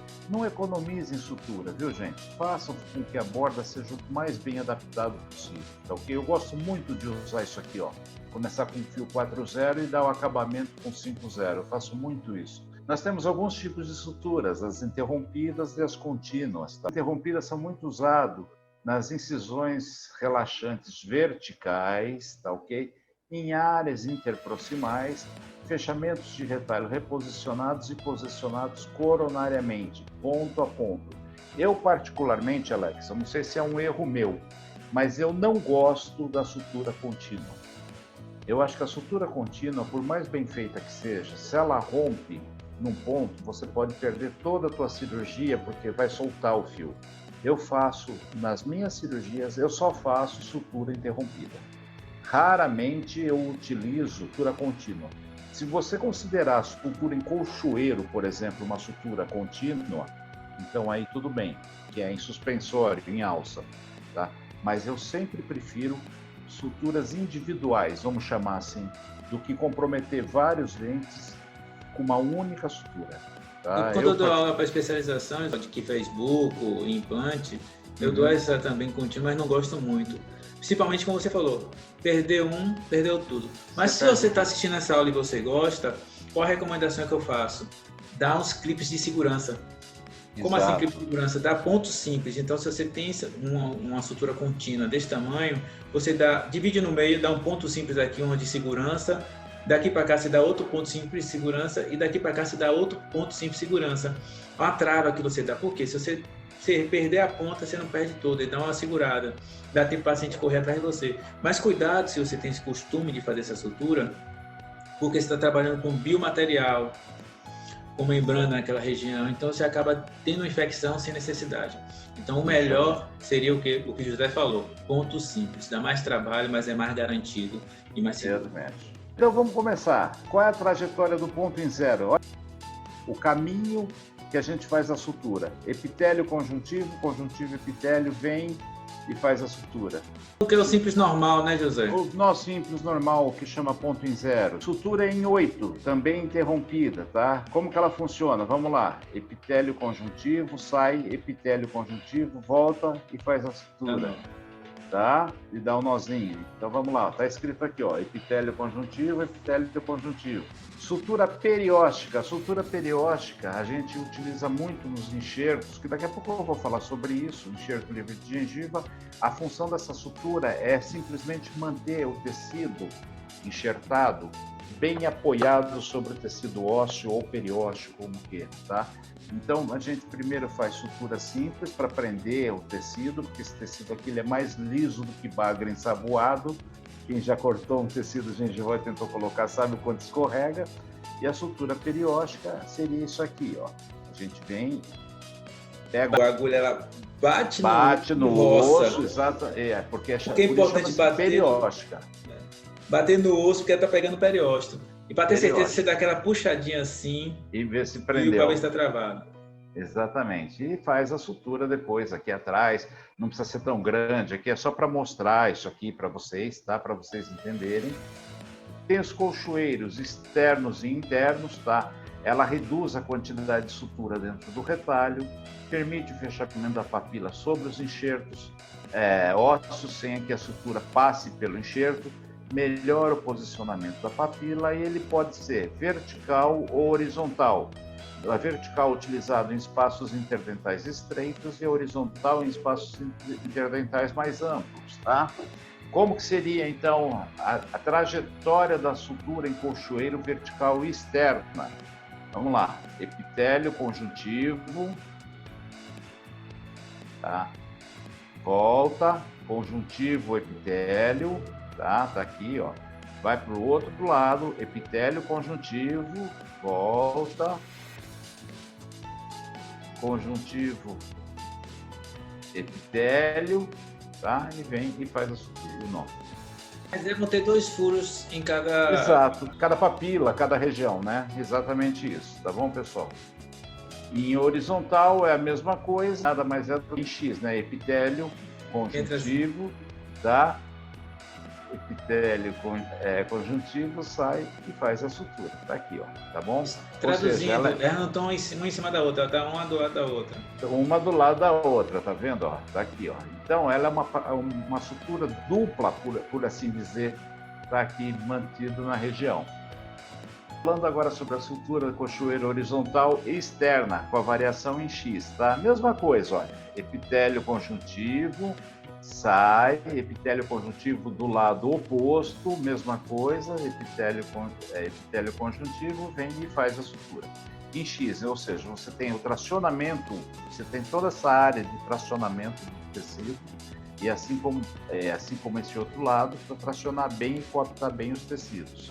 O colchoeiro interno, agora, são áreas interdentais anteriores. O nó pode ser realizado na lingual ou palatina para melhorar a estética e o conforto do paciente. E também pode ser horizontal ou vertical. O horizontal, no caso, espaços amplos, e nos espaços interdentais mais estreitos, o vertical, tá? Vamos lá. Epitélio conjuntivo. Vem. Conjuntivo, epitélio. Volta. Epitélio conjuntivo, conjuntivo epitélio e faz o nó. Tá? Vocês entenderam aqui? Olha aqui, ó. Perfeito. Tá ok. Tá ok? Então vamos ver a horizontal agora, no formato de U. Epitélio conjuntivo, sai, epitélio conjuntivo, sai e faz. O que a gente fez? Fez um U, ó. Tá ok? Paralelas. E tá aqui a gente faz a sutura sem problema, o nó sem problema algum. E a gente tem, como eu falei para vocês, vários fios de sutura hoje em dia no mercado. Eu costumo utilizar bastante esse fio aqui da Brown. Não, é maravilhoso esse fio, Alex. Ele tem o 5.0 e o 4.0 também. Ele é um fio com 2 agulhas, tá? E olha o tamanho dele, 60 centímetros de fio. Ele é muito usado em cirurgia cardíaca. É maravilhoso, da B. Brown. Uma elasticidade muito boa. É um fio maravilhoso de trabalhar, tá? Por que 2 agulhas? Oi? Por que 2 agulhas? Porque justamente no caso, se você romper uma agulha, você tem o outro lado para trabalhar. Em cirurgia cardíaca, não pode se perder tempo, entendeu? É maravilhoso, tá? Aqui essa mesma agulha, olha, também a mesma coisa. Ó, essa aqui é 7,0, Alex, só para você ter uma ideia. Isso também, cirurgia cardiovascular, agulha dupla, tá ok? Então, são vários tipos de agulha que você pode utilizar. Hoje em dia, a Novosim, por exemplo, são fios de excelente qualidade, que a gente não fica dependendo só do nylon, são fios que te dão opções boas de sutura. Então, assim, é questão de pesquisar e procurar direitinho a agulha que mais satisfaz, tá? Com relação ao instrumental, eu recomendo para quem vai entrar na área de cirurgia que gaste em qualidade. E um dos primeiros detalhes nos instrumentos de porta-agulha, por exemplo, são as pontas de vidia, tá? Um instrumento que não tem a ponta de vidia, a vidia nada mais é do que um aço extremamente rígido. O que acontece com o passar do tempo, o material do porta-agulha, ele acaba gastando. Então, quando você vai fazer a sutura, o fio roda, por mais que você prenda, então você perde qualidade, perde tempo nisso e aborrece. Só que não, é um instrumento que custa 2, 3 vezes mais que um instrumento sem sem ponta ativa de vidia, mas em compensação dura para o resto da vida. Então você tem os porta-agulhas retos e os porta-agulhas curvos. Qual o melhor? Os dois são excelentes, depende da área que você vai atuar, a região que você vai atuar. Eu, particularmente, eu só trabalho com o Castroviejo. Eu acho que o Castroviejo é um instrumento mais delicado, é um toquezinho só, ele prende, solta. Como eu falei, periodontia é sintonia fina. Então, aqueles outros, o Mago Rai, sei lá, eu que me chamo o nome daquilo que eu não uso há tanto tempo, você tem que torcer os dedos para soltar, para travar, então nisso aí você pode romper os tecidos, além de que é barulhento, sabe? Às vezes até assusta o paciente. E é importante deixar botar seu Castroviejo para esterilizar separado e não junto com o instrumental que acaba batendo e você perdendo ele. E estragando. É um instrumento que ele tem uma molinha muito delicada, tá ok? As pinças de tecidos também, pinças de boa qualidade, pontas finas, de preferência que tenham a ranhura sem ser tão agressiva aos tecidos, tá ok? Tomar bastante cuidado. Instrumental sempre afiado. Não tá comprar okay? aquela pinça de rato que tem aquela pontinha. Aquela ponta que morde o tecido, bem lembrado, Alex. Tunelizadores com várias angulações, as mais variadas possíveis. Então, os tunelizadores nada mais são do que moldes em miniatura. Lembrando que o molde também tem que ser afiado para ele poder dividir, divulsionar os tecidos bem, tá ok? As curetas das mais variadas possíveis, tá ok, gente? Eu tenho alguns instrumentos que eu inclusive pedi para fazer. Essa aqui parece uma Hollenbeck grandona, que eu afio dos dois lados. Então, às vezes, eu uso ela também para fazer tunelizações, sabe, Alex? Tecido muito aderido, muito duro, já parto para uma coisa um pouquinho mais agressiva. E parece um periótomo. É um periótomo, quase um periótomo. Tá ok? Mais tunelizadores aqui para vocês verem. Eu gosto demais da tesourinha que eu chamo de Capitão Gancho, para remover o ponto depois, para não esgarçar o tecido. A Goldman Fox, que ela é serrilhada, ela tem a ponta curva. Uma ponta ela é para cortar tecido e não fio. E não fio, para fio é essa aqui, tá ok? Isso aqui é um instrumento da Hufraidi, que nada mais é do que um sindesmótomo grandão, uma espátula 7, vamos chamar assim, com um furo no meio. Então, às vezes é bom porque você comprime contra o tecido e passa a agulha. Só não esquece de tirar depois isso aqui, senão vai ficar de brinco. Facilita para você ter o tecido posicionado sem ficar correndo. Os meus cabos de bisturi, eu uso sempre o de dupla lâmina. Não significa que eu vou sempre obrigatoriamente colocar 2 lâminas, aonde eu tenho lâminas convergentes e lâminas paralelas. As lâminas oftálmicas, que daqui a pouco eu vou falar. E aqui, isso aqui é um kit para uma cirurgia periodontal estética. Repara, pouca coisa, ó, você realizar uma boa cirurgia. E aqui, que eu quis trazer para vocês, que é o que eu uso, que eu considerava meu pulo do gato, que eu não gasto com aquelas microlâminas periodontais. Primeiro, porque eu acho uma exorbitância o preço daquilo. E segundo, não tem o corte de uma lâmina oftálmica. Você tem vários tipos de lâmina oftálmica. Essa aqui, por exemplo, é angulação de 15 graus, tá ok? A ponta dela tem 15 graus. Tem as lâminas anguladas, que facilitam bastante uma incisão, por exemplo, de Da biselo linha interno. mucogingival em direção à cervical. Isso, entendeu? Então, tá aqui, é uma dica que eu dou para vocês, aprendam a usar isso aqui, são lâminas delicadinhas, são lâminas pequenininhas, então é muito gostoso para esse tipo de E cirurgia. barato, Barato. 15, 20 reais. Eu compro já de caixa, viu, Alex? Vem Compra mais 100 barato dentro. ainda. Então, os requisitos para o sucesso dependem do conhecimento de anatomia, reconhecer a saúde, os tipos de saúde, de aspectos gengivais e doenças que às vezes não estão tão visíveis, avaliação dos tecidos encontrados, se o paciente tem papila, se ele não tem papila, se a papila ocupa todos os espaços ou não, a quantidade de gengiva inserida e gengiva queratinizada, uma boa e bem feita raspagem coronorradicular, incisões precisas, instrumental apropriado e com corte e suturas de boa qualidade. Você fazendo, você cumprindo esses requisitos, você com certeza, associando a isso a tua habilidade, você vai ter grandes sucessos cirúrgicos, tá ok? E foi esse momento todo que você fez até aqui. Até agora. Agora, lembrando-se que antes de qualquer cirurgia existe a necessidade de descontaminação da região afetada, seja através de raspagem, seja através de desinfecção dos protocolos de desinfecção de implantes, tá ok? Qualquer cirurgia está fadada ao insucesso se houver níveis bacterianos ativos e em quantidade nociva. Então a gente tem que trabalhar numa área que chegue perto de uma área estéril, por assim dizer, tá ok, pessoal? Vamos falar de cirurgia agora, tá? Então, primeira cirurgia, por incrível que pareça, você vai falar, mas Sani, gengivectomia, gengivoplastia nas cirurgias estéticas? Sim, pessoal, cirurgias estéticas a gente consegue incluir a gengivectomia e a gengivoplastia, tá ok? Essas cirurgias foram criadas recentemente, foram criadas em 1884 por Robicsek, que desenvolveu a técnica, tá ok? Onde ele só fazia uma incisão reta, tá ok? Zentler já modificou, fez as incisões se tornarem seguindo o festonado da margem gengival, e o Goldman, em 1951, ele fez um trabalho onde ele definiu, e também já era meio óbvio, que é uma técnica radical, porém precisa ter indicações precisas. Ou seja, é uma cirurgia, gente, que não permite erro. Você tem que saber o tipo de tecido que você está trabalhando, a indicação, porque é remoção de tecido e tudo que você tirou, nem sempre você consegue regenerar. Então, é uma cirurgia que requer realmente cuidados, tá ok?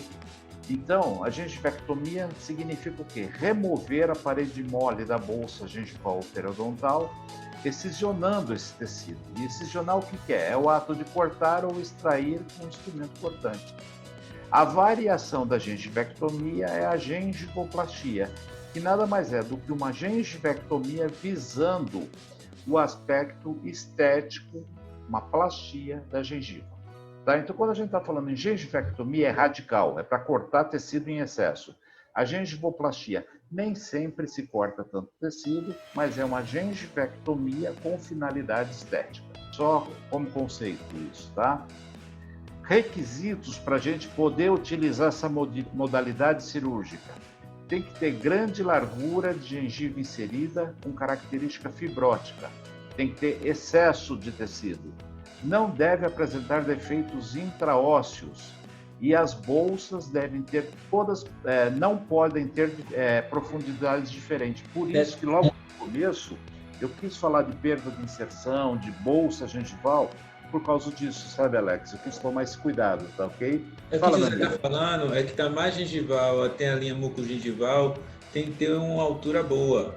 Se você pegar um caso que tem 1 milímetro ou 2 milímetros de queratinizar, se você remover ele, já foi. Adeus queratina. Então esse detalhe você tem que começar a olhar. Exatamente. E dizem autores que precisa ter no mínimo 2 milímetros de gengiva inserida, né? Diz que é o mínimo necessário, né? Tem outros que dizem que 3, 4, sei lá, varia muito, tá? Então é indicado para excessos, tá? Hiperplasia gengival, crateras interproximais, aumento de coroa clínica, eliminação do capuz pericoronário, que no caso da pericoronarite, Então tá aqui, ó, tudo que for excesso de tecido. Alex, eu tenho fotos muito antigas minhas aqui, mas eu não consigo me desfazer delas, tá? São perfeito, casos... tá? Você tem casos que eu nunca peguei, pô. Tá vendo? Olha só essa gengiva sendo macerada aqui, ó. Era tão grande a gengiva que fez até a marca na gengiva do dente antagonista, tá ok? Então, casos de fraturas a gente consegue às vezes expor, tá? Eu vou falar inclusive sobre gengivectomia, recuperação do espaço biológico, hiperplasias gengivais muito grandes. Esse aqui é meu outro gengivão, tá ok? É outro caso de fibromatose idiopática de origem genética, casos de tecidos muito grandes. Aqui debaixo havia uma raiz fraturada e a pessoa mastigava, eu acho que estimulou esse crescimento gengival exagerado. No caso de pacientes que tomam drogas, crescimentos gengivais causados por substâncias anticonvulsivantes, sais que controlam a pressão arterial. Então, tudo isso aqui é gengivectomia e gengivoplastia.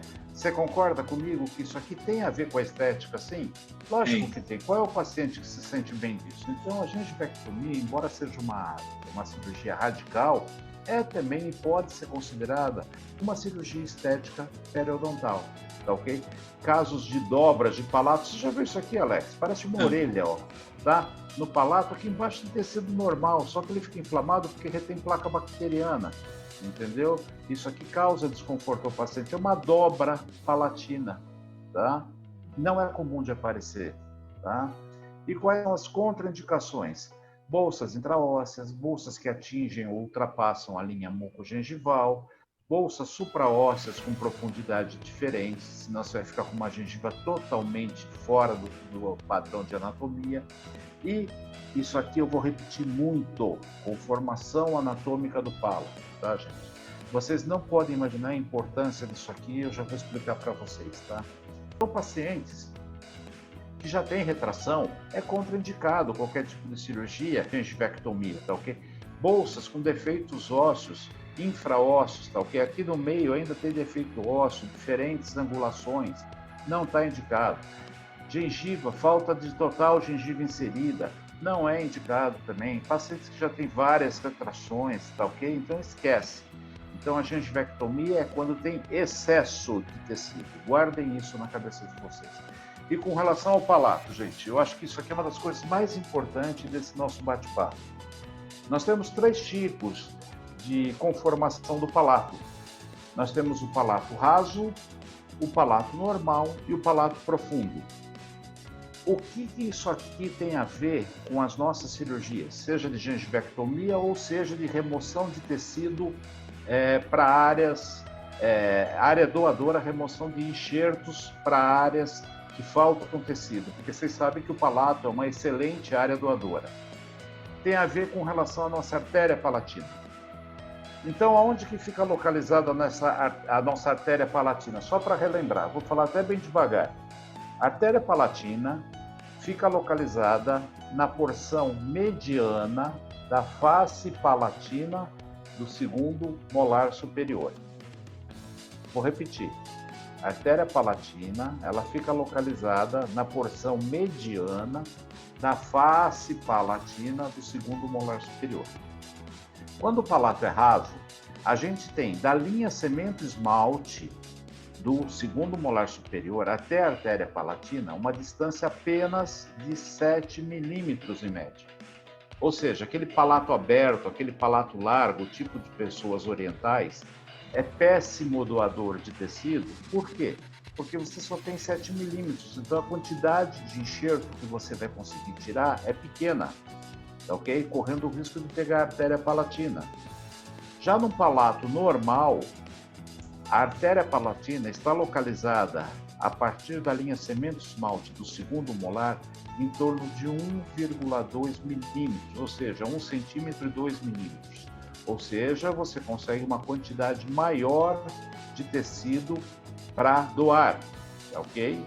E já o palato profundo, que é muito comum nos respiradores bucais, esses aí, é como Einstein falou, né? Não existe a pessoa totalmente inútil. Por pior que ela seja, ela serve como um mau exemplo, né?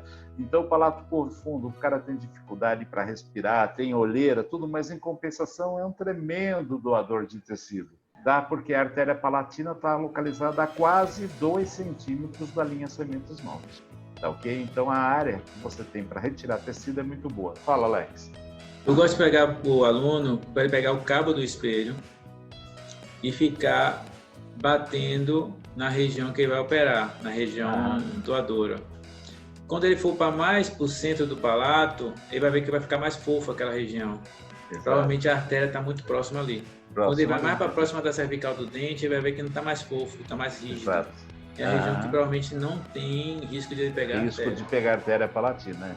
Eu tenho um filminho aí que eu vou passar rápido, que é bem interessante, de uma aluna removendo um enxerto de gengiva, um enxerto livre de gengiva, e a gente nota que justamente isso que você falou, quando a incisão é feita próximo da cervical, não tem tanto sangramento. Quando a gente sobe, já aumenta bastante o sangramento. Vocês vão ver daqui a pouco isso. Por favor, guardem isso, eu vou repetir de novo, tá? Para que vocês não se esqueçam disso. E qual o instrumental utilizado para a realização da gengivectomia ou gengivoplastia? Espelho a pinço explorador, como sempre, uma seringa de anestésico, uma carpule, sondas milimetradas, bisturi 15 e 16 de Kirkland, que não é mais utilizado, mas antigamente era utilizado. Hoje em dia a gente faz tudo com a Parker lâmina 15C. O bisturi de Orban 1 e 2, que ainda é utilizado, tá ok? Eu acho ele importante. As pinças de Crane Kaplan, que também não tem mais necessidade de serem utilizadas, mas eu vou explicar por quê. Tá aqui, ó, como eu falei para vocês, bisturi Parker, lâminas. Nesse caso, pode ser até a lâmina 15, porque não requer detalhes dessa cirurgia. Ou a 15C, inclusive, porque quando você vai fazer o peeling, a 15 até funciona bem, mas sempre, como o Alex falou, preferência para a lâmina 15C. Tá ok, pessoal? Vamos deixar bem claro isso.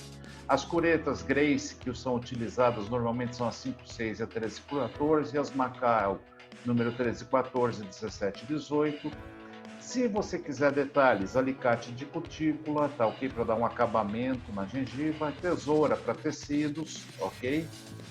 E os passos técnicos são a asepsia e antisepsia do paciente e do profissional, a anestesia que pode ser por bloqueio ou infiltração, tá? Lembrando que nunca se faz anestesia infiltrativa em papila, tá ok? Por conta do vasoconstritor, se você aplica na papila, você tem uma vasoconstrição dos microvasos que irrigam a papila, então a chance de você ter perda de papila por anestesia existe, tá ok? E como que é feito? Primeiro a gente demarca as profundidades de bolsa. A pinça de Crane Kaplan, que atualmente não é mais utilizada, ela tinha numa das hastes uma sonda milimetrada e do outro lado ela tinha um estilete. Então era colocado dentro do suco gengival e marcado, fazendo o que a gente chama de pontos sangrantes. Esses pontos sangrantes, de preferência, devem ser 3 por cada dente, tá ok? Mas hoje em dia a gente pode fazer com a própria sonda milimetrada. A gente coloca a sonda, vê o quanto entrou, aqui no caso, por exemplo, são 3 milímetros, né? A gente coloca para fora e marca 1 milímetro acima e marca o ponto sangrante. Faz o furinho com a própria sonda milimetrada. Depois de feita toda a marcação dos pontos sangrantes, a gente vai fazer a incisão primária, que no caso um bisel externo, unindo os pontos sangrantes, tá ok? Então a gente faz toda a incisão primária, tá ok? Para remover esse bordelete gengival. Feito isso, a gente complementa com uma incisão secundária, com o bisturi de Orban, reforçando a incisão primária nos espaços interdentais para a gente remover esse tecido fora. Soltar mais facilmente. Oi? Saltar mais facilmente. Sim, mais facilmente. Depois que a gente pega a prática, a gente tira esse filé inteiro, né, Alex? Sai inteirinho, tá? Dá até para fazer um churrasco dele, ok? Então, depois é removido o tecido, é feita a raspagem, o alisamento, remoção da granulação e depois a gente pode fazer um peelingzinho, que eu já vou explicar para vocês, um aplanamento da gengiva para a gente dar um término gengivão em relação à superfície dental. Muito embora, eu vou falar para vocês, se ficar um ângulozinho aqui, se o bisel não ficou tão bem definido, não se preocupem, o organismo é sábio demais. Com o tempo, ele se reconstrói sozinho, posso garantir isso para vocês, tá? Depois é feita uma cobertura com cimento cirúrgico, que hoje em dia já se discute um pouco. Eu não uso, não. Eu não uso não, mais, então, não, mas eu vou falar isso também, que hoje em dia já se discute muito sobre isso, porque o cimento cirúrgico, ele na realidade, ele presta somente para reter placa bacteriana. Eu costumo passar hoje em dia, Alex, eu passo um Oncilon em oral base para o paciente, fazer uma cobertura, só um Oncilon, que além de ser corticoide, ele protege a cirurgia, porque nada mais é do que proteção do tecido conjuntivo exposto, né? Só que o que acontece? Retém placa bacteriana, retarda o processo de cicatrização, é um inferno isso, né? Então aqui é rapidamente, a grosso modo, para vocês entenderem, a marcação da profundidade de bolsa, a marcação dos pontos sangrantes, eu não sei se vocês estão conseguindo ver, tá ok? Foi feito aqui o aumento da gengiva. A gente não aumentou mais porque esse paciente realmente tinha os dentes curtos, Alex. A linha cimento-esmalte estava exatamente aqui, tá? E depois é bom deixar bem claro, porque a gente não sabe quem está assistindo. Nós não podemos ultrapassar a linha cimento-esmalte. A partir do momento, é claro, tem casos que você vai fazer, que o paciente vai fazer lâminas de contato nessa região, reaplicar com resina anterior, aí ele vai fazer a moldagem, o enceramento, a gente vai duplicar esse enceramento, em cima desse enceramento que a gente duplicou, nós vamos fazer um guia cirúrgico, aí tudo bem, a gente sabe o que vai fazer. O paciente sabe que vai expor a raiz. A raiz, e vai ter sensibilidade, que vai ficar feio e tudo mais. E depois ele vai reabilitar esse dente. Exato, mas nesse caso aqui, o objetivo é não expor. Não expor, tá ok? Se você expôs, você está causando o quê? Uma perda de inserção nesse paciente, tá ok? Então tá aqui feito um peelingzinho, porque esse paciente ele apresentava algumas manchas de melanina, então a gente já fez a gengivectomia, que na realidade, aqui, como foi finalidade estética, a gente chama de gengivoplastia, associado com o peeling. Esse peeling nada mais é do que a remoção do epitélio, deixando o tecido conjuntivo exposto, com o objetivo de remover essas manchas de melanina do organismo, que, como o Alex falou também, logo no início do nosso bate-papo, muitas vezes elas podem recidivar. Então o paciente tem que ser alertado, tá? A técnica cirúrgica, Alex, me deu um trabalho, tá? Marcação dos pontos sangrantes, incisão horizontal. Alex, você não imagina o trabalho que foi fazer isso? Eu imagino. Ponto a ponto, Alex. Depois as incisões secundárias, tá ok, gente? Reforçando os espaços de contato. Eu jurei que eu nunca mais faço isso na vida. Aliás, eu já nem lembro mais como eu fiz, tá? Mesma coisa do outro lado, tá ok? No PowerPoint, Alex, demorei um dia para fazer isso. Remove-se a gengiva e tá aqui o nosso resultado final. Gengivoplastia, basicamente é isso. Tá bom, gente? Também um detalhe, José, que às vezes a gente não precisa, não necessariamente envolver a papila. A gente pode fazer em zero. Somente na cervical, né? Em zero. O que é de zero em zero? Você sai perto da região do 21 que eu estou apontando aqui, José. Você sai de um ponto sem pegar a papila e vai para até outro ponto sem pegar a papila antes. A gente entra em zero e sai em zero. No próprio dente. A gente faz essa técnica. Desculpa, tá? Então eu vou mostrar um caso para vocês que eu acho muito bonito. Olha como o paciente chegou no consultório, foi feita a raspagem. Observem que só com a raspagem como diminuiu o processo inflamatório, como já melhorou o aspecto, tá? Na época que isso aqui, gente, é mais antigo do que andar para frente, tá? Então, por favor, respeitem o idoso, tá? Então, pinça de Crane Kaplan, que não existe a necessidade, poderia ter sido feito somente com a sonda milimetrada. Incisão primária com bisturi de Kirkland, que tinha que ser muito afiado, porque ele cortava sob pressão. Hoje em dia a gente pode fazer com a lâmina 15C, com bisturi de Barder-Parker, tá? Incisão secundária com bisturi de Orban, remoção do tecido. Depois a gente ainda fazia a raspagem para remover a granulação. Aqui o tecido, ó. Remoção aqui da granulação, tá? E a proteção com a ferida cirúrgica, com cimento cirúrgico, que hoje em dia também está em desuso, e o aspecto final. Muito bonito. Olha aqui, o antes e o depois. Bonito, né, Alex? Tá? Então, sim, a gengivoplastia, que é uma derivação da gengivectomia, pode sim ser utilizada como uma cirurgia estética periodontal. Tá ok, pessoal? Em casos de tecidos que a gente chama de épulide, porque a gente não sabe a origem, e foi esse caso, essa paciente apresentou... Pode ser um granuloma biogênico também. Isso aqui me parece, Alex, que foi justamente algum trauma aqui, alguma coisa que estimulou esse crescimento gengival. A gente faz a plastia para remover esse tecido, tá? No caso do fibroma ossificante, tá ok? Observe nesse caso, Alex, eu tive que aprofundar aqui, porque era osso que vinha para fora exposto. Então, o que eu tive que fazer? Eu tive que comer o osso aqui dessa região toda para que o tecido gengival pudesse cicatrizar normalmente, senão ia ficar ondulação imperfeita a cor.